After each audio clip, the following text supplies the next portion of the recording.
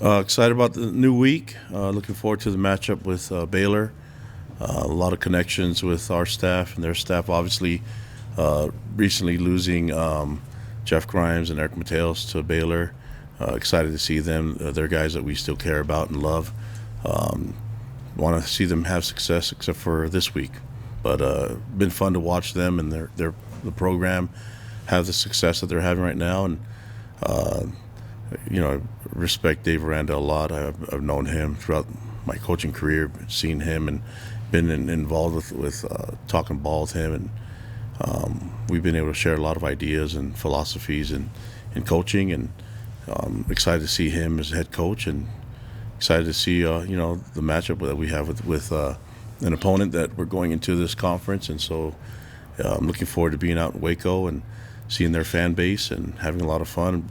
Obviously, we're coming off of a loss over the weekend, and there's some things that we're looking to improve and get better. And the loss stings enough that if we don't learn from it, it's going to be even worse. And so, trying to learn from some of the mistakes and get better, and love what our players' energy and the effort that they show us, and just got to keep things focused and try to minimize the mistakes and give us a better position to have wins. And last week was disappointing, but we're going to learn from it and get better from it. So, any questions you guys may have? Okay, we'll start with Jared Lloyd and then Mitch Harper. Bonnie, you just touched on this, but I was curious in watching the film and going over the last week's game. What did you feel like you needed to improve on? Was it mental mistakes? Was it technique? What needs to happen to keep that from happening? I think a lot of it. I mean, everywhere. So there's not to take anything away from Boise State, but we didn't help ourselves much either. So I think the most visible ones are the turnovers. But if you're looking at assignments and technique and the fundamentals, the breakdown in that, I mean, that's something that I need to correct as head coach. And I thought we've done a pretty good job at most of it.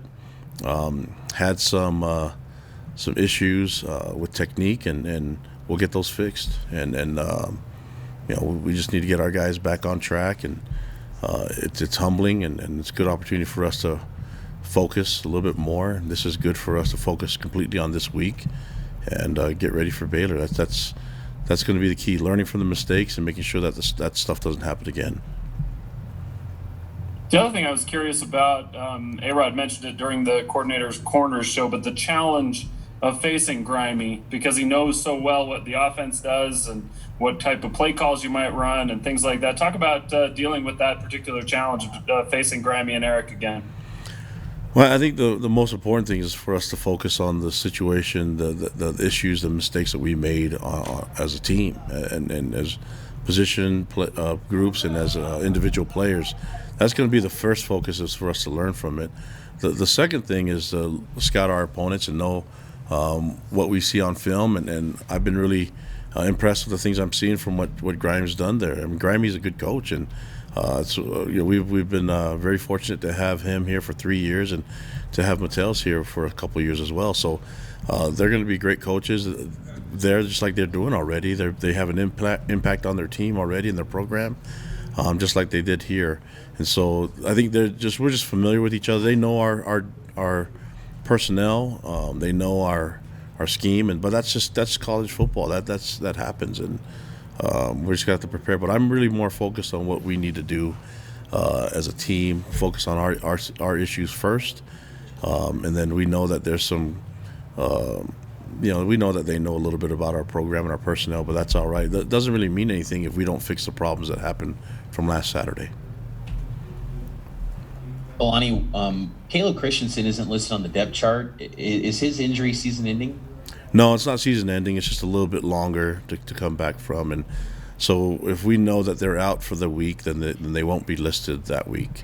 So we know he won't be ready for this week's game. And so we're hoping to get him back. I'm hoping next week, but more likely in a couple weeks. So if that's I don't know. I'm not a doctor or anything, but I would like to have him back yesterday, but we're working with it and trying to get healthy, and I think more than likely, probably in a couple weeks would be the right timing for him.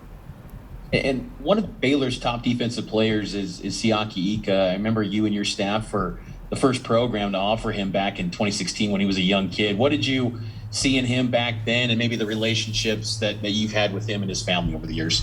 Yeah, great family, a great young man, and we've known him for a long time. I've known his family forever, since I was little. So, and he went to LSU and did some really good things there. Won a championship with them, and looked to transfer. And I think he really connected with Dave Aranda, who was a DC there. And so I think he's doing some really good things on film. He's disruptive. He's big. He's physical, and he can run. And he's a fun kid, man. He's a great young man to be around. And I know he's a big part of the success they're having on defense. He's a big part of it because it's hard to block him. So he's a disruptor at the line of scrimmage, and has a great attitude and a great personality. I think he's fitting right perfectly with the rest of the players at Baylor. Okay, we'll next take questions from Caleb, and then Stephen with AP, and then Jay Drew. Hey, Coach. You mentioned that this game against Baylor is kind of a preview of what you're getting into at the Big 12. What have you kind of noticed from film or just interacting with Baylor and other Big 12 schools, particularly in Texas? Like, what makes them unique? Maybe what's a little bit different about going in there? Well, I think I don't know if you're looking at the entire conference. Their offense, their offenses have a lot of success, But I think if you look at what Baylor's doing, they're playing a really good defense as well. So they make things really difficult for an offense to have success and to make big plays. And then offensively, they're really efficient. The quarterback takes care of the football, hasn't thrown an interception all year. And then they have a good group of running backs and some great skill players at receiver. And then I know their O-line is being coached well because Grimy and Mattel's are there. So I know that they're going to do their part. And it's a tough team. It's a tough matchup. We're going on the road and going to be in Waco. We're excited for the venue to be there. I think our guys are going to embrace it and have fun with it. A little bit of weather change too. So, just looking forward to getting into Texas and playing some football there. And it's just nice to be in a different region of the country, and looking forward to the matchup. But tons of respect for that team and that program and that university, and really looking forward to our partnership with the Big 12 in the future, and glad that we get to have an earlier version of it this week. Coach Caleb asked a little bit about what I was going to ask you. I'm calling from Texas. I mean, this is an unusual mid-October non-conference game for Baylor, and it took on a little more, obviously, with your teams coming into the Big 12. Is there anything about maybe a first impression you guys want to make for people in Texas and the Big 12 that may not see BYU play a whole lot, even though you are on a national stage?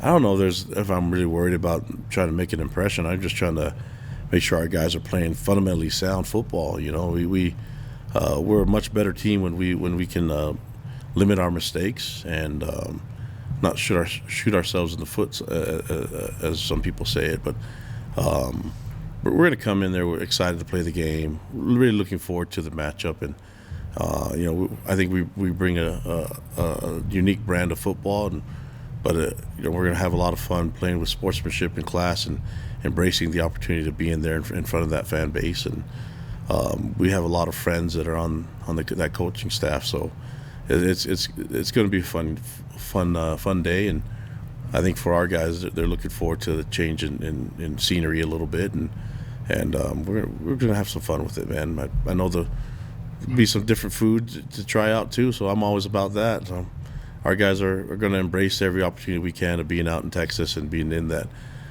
culture that Waco provides. There's some good food places in Waco. I found quite a few of them myself over the years. But I'll just ask this. I mean, this is always a good game. You're going to have good games in the schedule. Did this game take on a little more, though, because of the personal connections and the Big 12, or do you just kind of have to look at it as this is our next game, we're trying to come off a loss and get back on track? Well, professionally, you want to look at it as the next game. I mean, honestly, that's what you want to do. You want to just move on and then just play the game and treat it as such. But hard to do when you love the individuals that are there, that you became really close friends and brothers with for us with Jeff Grimes, with Eric Mateos, we became really close. So I care about them, and I know our coaches and our players do, and so it's going to be different that way. But we want to win, So I know they do too. We're very competitive, but it's going to be a lot of fun to go against people that you really care about, and it's been fun watching them having their success this season. We knew this was on the schedule, and more than anything, just looking to having a really good time and being able to share that field with that coaching staff, the fan base, and being out there and future partner in Baylor in the Big 12 conference. So just more than anything, just really excited about the opportunity to play this game. All right, thanks, Coach. Thank you. Kalani, at the halfway point of the season, season's half over, unbelievably, but what is your level of satisfaction with your program and with your team? I know it's hard maybe coming off a loss to keep in mind the whole big picture of things, but what's your level of satisfaction with where the program's at right now? I'm really pleased with the talent that we have on our team and the development of our players. We've been really tested with our depth because of injury. It happens this season. It's more than we wanted to be comfortable with, but we knew this was a possibility, and so I'm really from that point of view, Jay. I'm happy with the way our guys are performing, how they prepare. Coming off a loss is always difficult, but there's an opportunity for us to learn and get better. And what you don't want to do is have a win when you win a game affect how you prepare the next week. I think you guys in the media like to talk about that as the letdown or trap game, things like that. And so I thought we've been able to take advantage of winning games, but trying to learn and get better and improve the next week. And now when you lose games, we want to make sure that doesn't carry over into this feeling of feeling sorry for ourselves and things like that. We've got to move on, and the best way to move on is to get to work. And so our approach after we win games is to get to work, and our approach after we lose games is to get to work. And but I'm really proud of the way our guys come to work every day and their mindset, and looking forward to improving from last week. There's a lot of places that we can definitely learn and get better from, and with the way these guys have been all season, I'm really anxious and excited to see how they're going to approach this week, and I have a really good feeling about it. Okay, let's go Jake Hatch, and then we have time for one more question after that with Mitch Harper. Kalani, obviously last week did not go as you guys planned. Do you consider a little bit of a wake-up call to your guys? Hey, you guys know how you need to play to win games. Yeah, I think that happens naturally, and I think humility is a good thing. It's the best teacher, and that's for all of us. I mean, there's a lot of things that we can learn from. I can too as a head coach, and so none of us are immune from mistakes. So some of them happen, and then it's really just a matter of how you respond to it. And so, things have been going really smoothly for us, and we were able to win the first 5 games. Even with some situational issues and mistakes, we just made too many against a really good team that were driven to beat us. And we because our players' effort and fight gave us a chance towards the end, even with all the mistakes that we made, a chance to still try to get that win.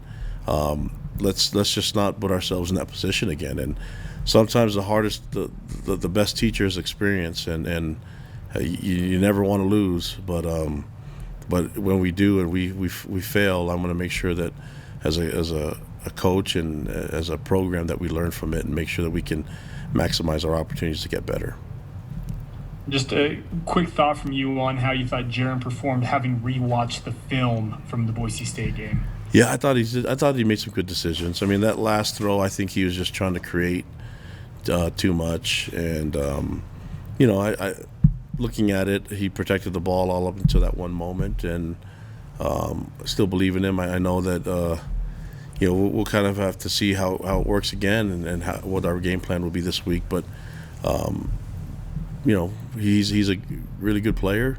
I don't know if he would say that was his best game, but I think the mistakes didn't help from so many different places, and I think the most visible ones go right to the turnovers and the short fields. But defensively, I think we expect our defense to on a sudden change to play better defense than what we did, and I think the two fumbles in the red zone there, short field, turned into touchdowns, which we'd like to hold them to field goals if we could, and then the short field going on the fourth down turned into a field goal. So 17 points off of short fields, and I think our defense is better than that. So it's a team game. We know that we can play complementary football with all three phases. We made a mistake in all three phases, and that falls on me as a coach to make sure that we play better, practice better, and prepare better. And but I can't fault the players for their effort and their energy. I need to do a better job and make sure that we put them in a spot to have more success with all three phases. And Kalani, after a game where ball security was an issue, does that become even a bigger focus this week in practice for how you guys prepare? Yeah, it's something that we preach over and over and over and over again. So I don't know if that we can emphasize it more than what we've been emphasizing it. It's something that we talk about consistently. I mean, you can't go a day here, a practice, or even 5 minutes without hearing about it. And we criticize even our defensive players when they get the ball in their hands about ball security. It's something that we really it's part of our identity. We really focus on. Mistakes happen, they do, and I think looking at what happened with those fumbles, we still believe in those guys. It's kind of like an exception, but those hurt, and that's something that we need to keep emphasizing. But I don't know if we need to do anything special for those guys to get better. They've taken care of the football for most of their careers, and so let's just learn from it and make sure we do it better. And I've said it before. You can never ever tell me. You'll never hear me say there's too much ball security, and I'd like to have our players make it hard for me to say that, because you'll just never hear me say a few things as a football coach that too much effort and too much ball security. So. And when you see Baylor offensively on film, maybe what similarities are you seeing from them that remind you of the offenses you guys fielded when Grimes was here? Yeah, a lot of similarities. I mean, we know a lot of the stuff that they're doing, and Grimey's doing a great job as far as their execution. I mean, the fact that their quarterback hasn't thrown an interception all season long is a good sign that they're taking care of the football and doing it the right way. They're physical up front.